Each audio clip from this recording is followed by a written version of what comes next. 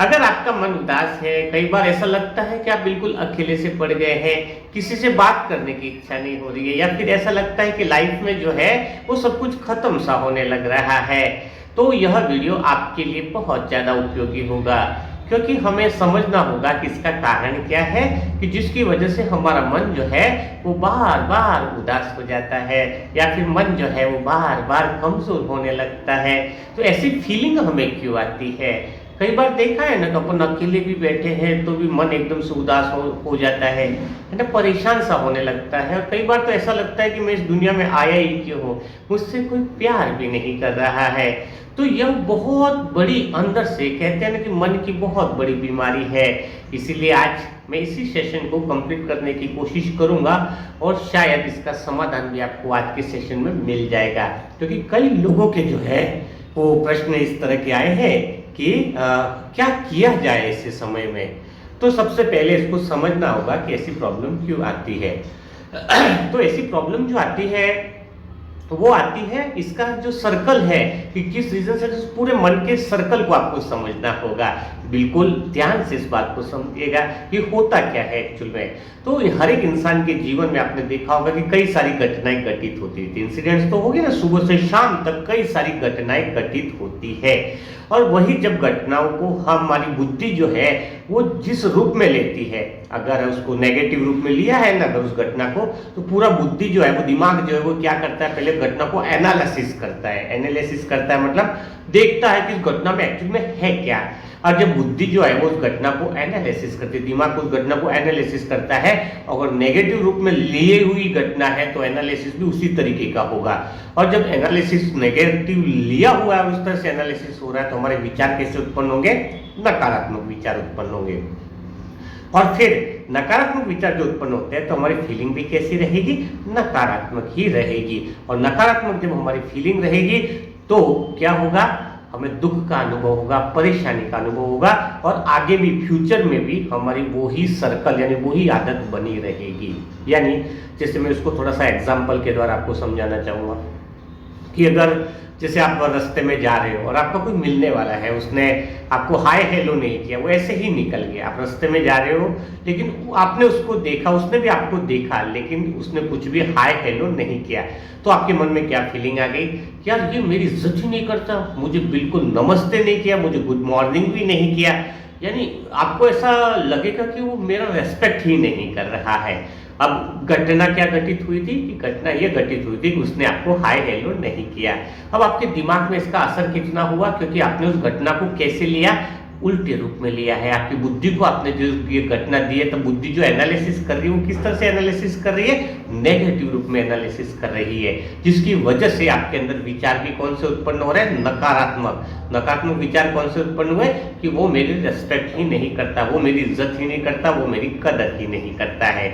और उसी तरह के नकारात्मक विचार से आपके अंदर फीलिंग कौन सी आ रही है? नेगेटिव फीलिंग आ रही है। और नेगेटिव फीलिंग आने से आपका मन जो है वो क्या हो रहा है? उदास हो रहा है। और जब आपका मन उदास है, आपका मन उस नकारात्मक विचार के, नकारात्मक फीलिंग के प्रभाव में है, और आप घर पे जब पहुंचते हो तो क्या होता है? घर पे पहुंचते हो तो जैसे आप बैठते हो तो आपका मन तो उदास ही है। तो घर वाले क्या सोचते हैं कि आप कहीं काम करके आए हो तो आप परेशान हो, थकान हो, आपको थोड़ा सा अकेला छोड़ दिया जाए। तो जैसे ही आपको थोड़ा सा अकेला छोड़ते हैं तो आपको अंदर से फीलिंग कैसी आती है कि बाहर वाले तो मेरी इज्जत करते ही नहीं है, लेकिन घर वाले भी मेरी इज्जत नहीं करते हैं। तो देखो सर्कल कहाँ से चालू हुआ और कहाँ से आपके ऊपर इम्पैक्ट आ रहा है, कहाँ तक आपके ऊपर इसका प्रभाव आ रहा है। यह बात बिल्कुल समझने वाली बात है।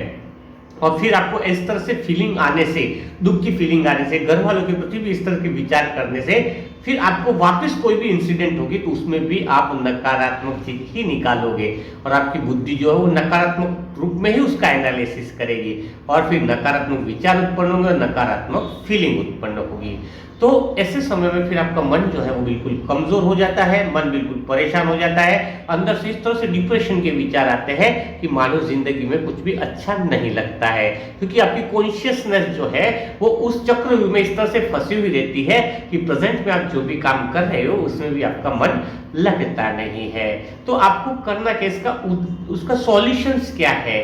तो सॉल्यूशंस यहाँ पर होगा कि आपके जीवन में दिन भर में जो भी आपकी इंसिडेंट होती है, उस इंसिडेंट को ही आपको उल्टे रूप में नहीं लेना है। जैसे कि उस व्यक्ति ने रास्ते में जा रहे थे तो नमस्कार नहीं किया, इस तरह से उसने उस घटना को ले लिया। लेकिन वहां पर अगर वो वही व्यक्ति यह सोचता कि वो उसने मुझे नमस्कार नहीं किया है, लेकिन नमस्कार तो नहीं किया, लेकिन कोई बात नहीं, हो सकता है वो बहुत बिजी होगा, या हो सकता है कि वो किसी काम के अंदर गया हुआ होगा, यानी किसी काम का चिंतन कर रहा होगा, हो सकता है वो किसी परेशानी में भी होगा, इस वजह से उसने मुझे हाय हेलो नहीं किया है। तो कहने का मतलब क्या हुआ कि अगर वो उसी रूप में उसी वक्त से उस इंसिडेंट को पॉजिटिव रूप में अगर लेकर करता तो क्या होता, उसके विचार भी सकारात्मक ही आते, और सकारात्मक विचार से उसके अंदर फीलिंग भी अच्छी आती, और अच्छी फीलिंग आती तो फिर घर परिवार के साथ भी वो अच्छे से मिलता। यानी अगर आपको जीवन में उदासी से अगर निकलना है, अगर मानसिक डिप्रेशन से निकलना है, ओवर थिंकिंग से बचना है, एंजाइटी जो बीमारी है, घबराहट चिंता, उससे अगर बचना है, तो आपको पूरा दिन अंदर से यह चेक करना होगा कि मैं अपने जीवन में पूरे दिन में जो घटनाएं मेरी घटित होती है उसको मैं किस रूप में ले रहा हूं, क्या मैं उसको पॉजिटिव रूप में ले रहा हूं या फिर नहीं। तो पॉजिटिव रूप में लेने के लिए कई सारी ऐसी बातें हैं जो आपको ध्यान में रखनी होगी। अगर इसका पूरा सेशन करना चाहोगे तो नीचे आप कमेंट बॉक्स में भी लिख सकते हो। जैसे कुछ बातें ऐसी कि हमेशा ध्यान रखो कि दुनिया में सब अलग है, गलत कोई भी नहीं है। जब इस तरह का घटना लोगे, कोई भी चीज इंसिडेंट्स को आप इस तरीके से लोगे तो किसी की भी बात जो है वो आपको दिल पर नहीं लगेगी। यानी घटनाओं को पॉजिटिव रूप में लेना आपको सीखना होगा।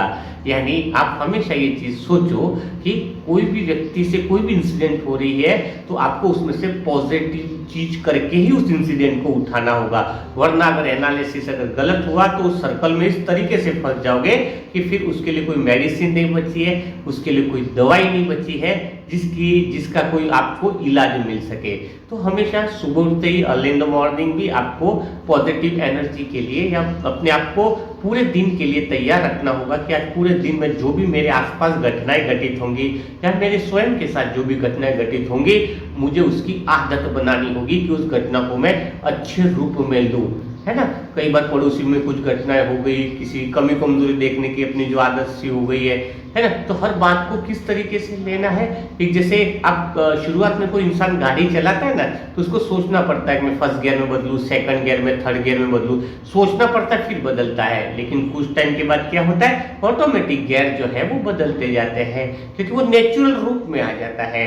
तो जब आप 15-20 दिन भी इस चीज की प्रैक्टिस करोगे ना कि मुझे घटनाओं से कोई भी इंसिडेंट मेरे आसपास हुई है तो मुझे उस इंसिडेंट से पॉजिटिव रूप में ही बुद्धि को या दिमाग को वो बात देनी है जिससे वो दिमाग जो है वो इस बात को एनालिसिस कर सके सकारात्मक रूप में।